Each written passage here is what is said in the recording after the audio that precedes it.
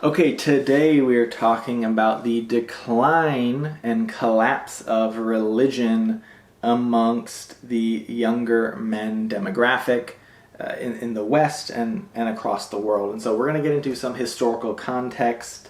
I'm going to talk about why men specifically. We're going to talk about social and cultural implications and a future outlook. So let's start with the historical context.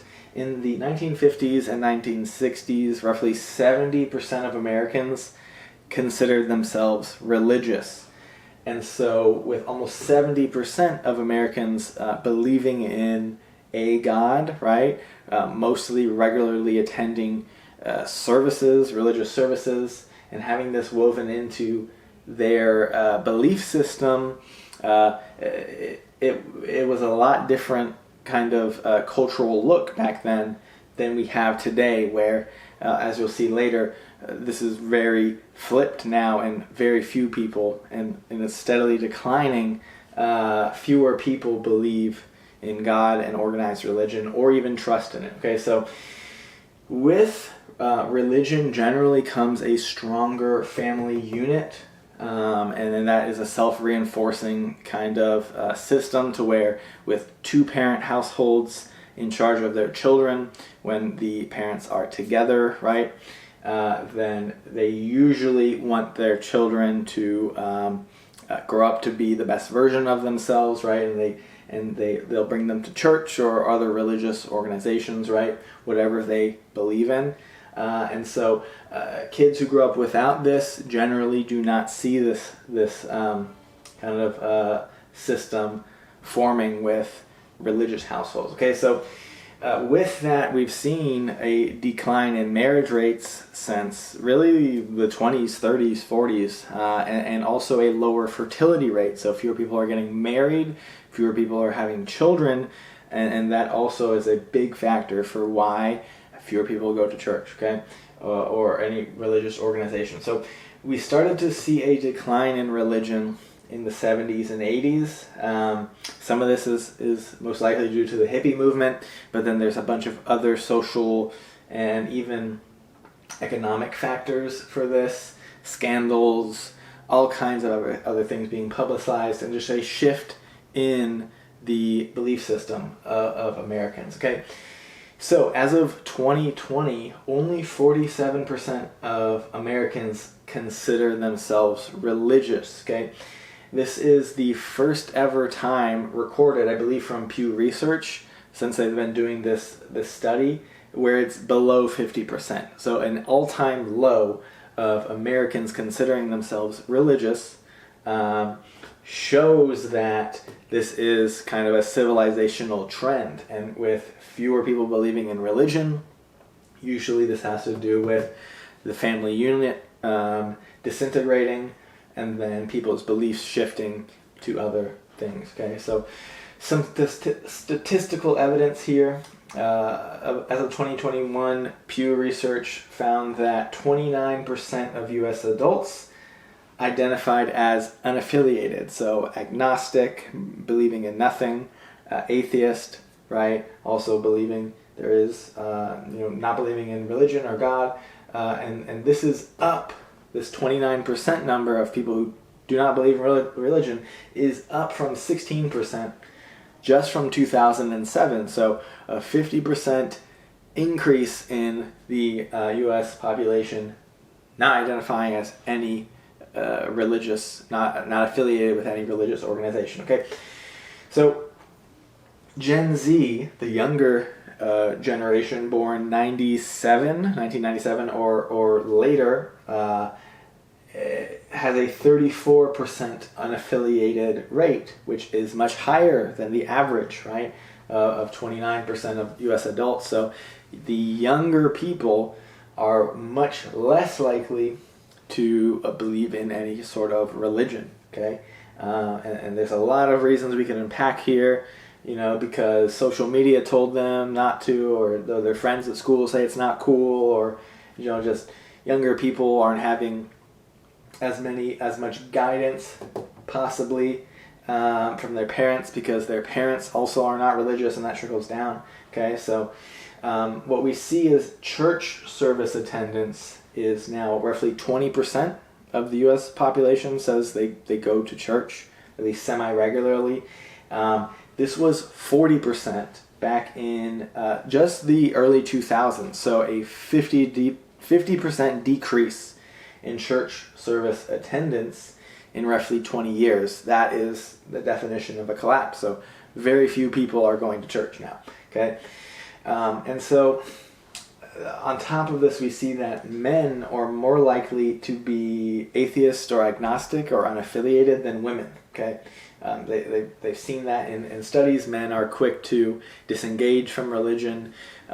Younger men are the least likely demographic to actually go to any religious sort of activity, whether it's volunteer, go to church services, any of that. And so young men are one of the biggest factors here. Okay, so why men specifically? Why not women? Why do men, particularly younger men, not? Why are they not drawn to a religious organization? Well, what we see is that women attend services more and more regularly than men. Okay, so laying down some of the kind of statistical evidence here, 61% of women say attending and being religious is very important to them, where only 47% of men say this. Okay, so a fairly wide gap there with women seeing this as more important than men, and there could be a lot of reasons for this. Personally, I do attend a church service every week, actually, and what I kind of see is that men might want to be more independent. They see church and religion as kind of soft or weak. They might see it as like not cool, right? And they might have just other things going on that are more important to them in their mind. Okay, so the marriage and family correlation here: men are marrying later, or not at all, right? And what we know is that the family unit and being married and having kids is one of the biggest ties to religion, right? When you start having children, you say, I want to make sure they are disciplined and stand for something and have good morals. The church is usually the best place for that, in people's minds at least. Okay, so unmarried men are the lowest demographic to be religiously active, and that tends to be the younger male demographic, under 30, 35. And so, men disengage from religion more quickly, or don't believe it's needed at a lot of times, except maybe if they come across some life catastrophe and they are drawn back to that. So, institutional and trust scandals is another reason why we see basically a collapse of men believing in religion amongst the West, right? And so 2019 Pew Research statistics shows that trust in religious institutions is among the lowest ever recorded, right? From all kinds of different sexual abuse scandals, involving priests and little boys or women and other things like that coming to light with, the media obviously wanting to pound that because it's so, taboo or it gets clicks and eyeballs. Also, financial controversy. So if you've ever seen any like televangelists on TV, with organized religion and the separation of church and state, churches and religions are not taxed. They're tax exempt. And some of these kind of pastors or people online give this a bad name because they ask for donations. They're tax free. They just put it into their own pocket and they buy a corporate, basically a corporate jet for their church because Jesus told them to. Literally, you can look some of that up. Some televangelists have said that and gone on record. So with financial controversy, some people see that and they say, "Nah, I'm not going to be affiliated with this when I give my money or tithe, just so that some rich asshole pastor can buy himself a bigger jet. Okay, so also there's a lot of political entanglements. Historically, the church had the most power, right? When the entire Crusades, for example, were all because God wills it, right? And so political entanglements, not just at that level, but at all levels, also put a bad taste in people's mouth when pastors are paid off to give a position on something, right, politically, or speak out. And vice versa. Okay, so trust has eroded, scandals have come to light, and then also men are the quickest to disengage when any of these things happen. Women are maybe more forgiving. We can see back here with more women are likely to believe that church is very important to them, whereas men and younger men are not. Okay. So with that, we've seen also a rise of individualism, right? Versus belief in a higher power. It's more belief in myself and I'm going to do whatever I want, right? So online spaces have been replacing religion at a rapid rate. So you have Discord, you have Facebook groups, you have YouTube channels, you have X, you have all kinds of other social platforms where people kind of corral and follow a person, a belief, an idea, or an interest. And in a lot of ways that can kind of replace religion, where you don't believe in God, you believe in money, status, power, this celebrity, this idea, right? Any of that. And so that has taken a lot of the limelight away from established organized religions. Okay, and then also I would consider myself kind of falling into some of this category, although I said I attend church services basically every week. People look towards fitness, stoicism, entrepreneurship. I fall into all of those, right? I'm very heavy into fitness and martial arts, stoicism, and then also entrepreneurship. I own my own business, and so people look at these things and see that as a better guiding light, especially amongst men, right? With wanting to take control and have power over your own life, right? And free will and all these things. And maybe not believe in, what religious organizations tell you because it's coming from a 2,000-year-old script and we're in 2025 and beyond, right? And so what we've seen statistically to back this up is that gym memberships have increased in the U.S. from 32 million in the year 2000 to almost 66 million in 2019. So double the rate of people going to the gym, right? And usually that is a very regular activity and also a very social activity. Once you see the same people, the same days, the same times, you eventually talk to them, right? And that's a common kind of bond or community. And so a lot of this has replaced organized religion. And so church service and attendance has only declined over the years, partially because of this. Okay, so with that, we see some social and cultural factors at play here, why this is happening, what this means, and kind of the future projections here. So a lot more people believe in a scientific worldview, explained in a Gallup poll of 2022. Only 20% of adults under 30 believe the Bible is the literal word of God, okay, versus 40% in the 80s. So yet again, we see a 50% collapse in belief of the Bible, for example, here. And so that just shows that people either aren't aware, believe more in a science-based approach, or they just don't care. Okay, so we see also cultural polarization. Young men see religion as more of an outdated or politically charged sort of polarizing piece of culture, right? And so a lot of people just believe that this is no longer valid, this is no longer necessary, and when trust in a lot of these things erode with scandals and all these things, then people start to disengage and attendance goes down. Okay, so on top of this, kind of alluded to before, we talked about online spaces as an alternative, whereas people put their trust and faith in other things rather than organized religion, whereas maybe before, there weren't so many alternatives, right?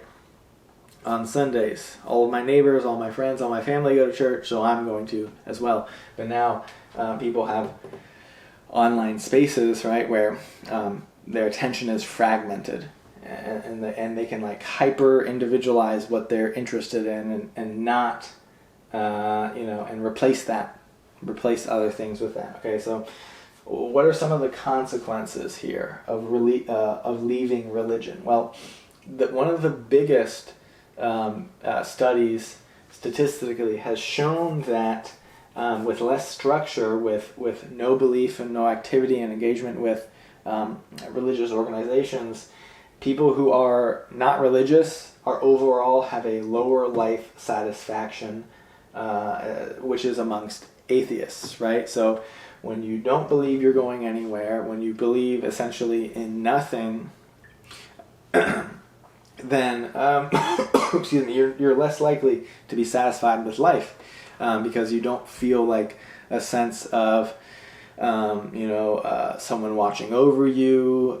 You don't have any sort of afterlife to look forward to or anything to believe in there, and so they feel less life satisfaction. I know personally I feel more satisfied with life after hearing a good message that is very countercultural and not secular, right? Because everything else in society usually teaches be yourself, accept everything, do whatever makes you feel right, when you don't really know what that is, and a lot of times that can just lead you down terrible paths. Okay, so more life satisfaction for people who are religious. Non-religious are more accepting of other people, cultures, ideas, which is largely a good thing, right? But they have a weaker moral compass overall, right? If you don't believe in a structure of teaching, right, then you're more likely to make it up as you go. Okay, and then also the risk of nihilism, the belief in nothing. When you have no sort of religious affiliation, you start to decline to a rapid kind of black hole of, well, it doesn't matter what I do, right? I don't care. I'm not going anywhere. Yes, you still might follow the law because you're afraid of being punished for, stealing something, murdering someone, right? But other than that, you don't care. You have, no belief in nothing, nihilism. Okay, so the future outlook. Historically, people return to religion once they get married and start having children, right? Because again, you want your children to have a good moral framework. But what we've seen is marriage rates have also gone down rapidly and steadily over the years. So with fewer people being married, fewer two-parent households, fewer children being born, and all these things, with